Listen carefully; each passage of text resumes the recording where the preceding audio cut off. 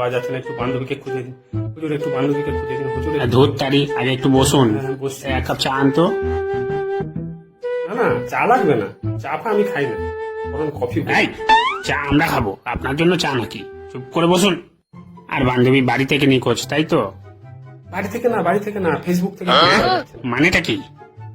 মানে আমার তোর সঙ্গে দেখা সব ফেসবুকে, দেখা কথা যা হয়েছে ফেসবুকে, আমি তোকে সামনাসামনি দেখিনি। ও, তো কেমন দেখতে বান্ধবীকে দেখি?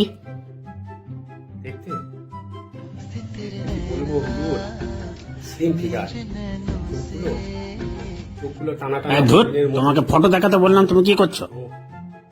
ও ফটো, হ্যাঁ ফটো তো এনেছি তো, এই যে ফটো, এরকম দেখতে। এটাই তো দেখাতে বলছি তখন থেকে, তো খুঁজে পাচ্ছ না কেন বান্ধবীকে?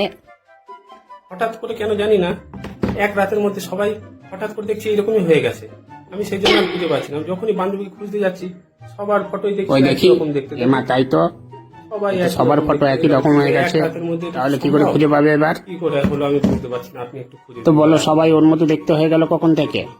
এই তো আজকে সকাল থেকে আমি যখনই খুঁজতে যাচ্ছি বান্ধবী বলে লিখছি, সব একই ফটো আসছে। আমি কি লাস্ট করে কখন বুঝবো খুঁজে কোনটা আমার পেয়েছিলে আসল? বান্ধবীকে? একটু খুঁজে দিন। এই যে গতকাল রাতে, মানে yesterday I see her, কি yesterday I see her, talk to her? Message her. ধর ওকে, ধর। ইংলিশ বাজার থানায় ভুলভাল ইংরেজি বলছে, ধর মার, মার।